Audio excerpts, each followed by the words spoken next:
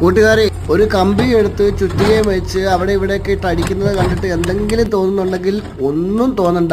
നിങ്ങൾ ഉദ്ദേശിക്കുന്ന അതല്ല ഇത് കേട്ടോ. കേരളത്തിന്റെ അങ്ങേയറ്റം മുതൽ ഇങ്ങേയറ്റം വരെ ഓരോ സ്ഥലത്ത് ഓരോന്ന് കുഴിച്ചിട്ട് അവസാനം പിഴുതെടുക്കാൻ പറ്റാത്ത അവസ്ഥയിലേക്ക് മാറിയിരിക്കുകയല്ലേ. പക്ഷെ അതല്ല, ചേടാ അതല്ലാന്ന് പറഞ്ഞിട്ട് അവിടെ ഇവിടെ എല്ലാം കമ്പി അടിക്കുകയും ഇഷ്ടിക അടുക്കുകയും ചെയ്യുന്നല്ലോ.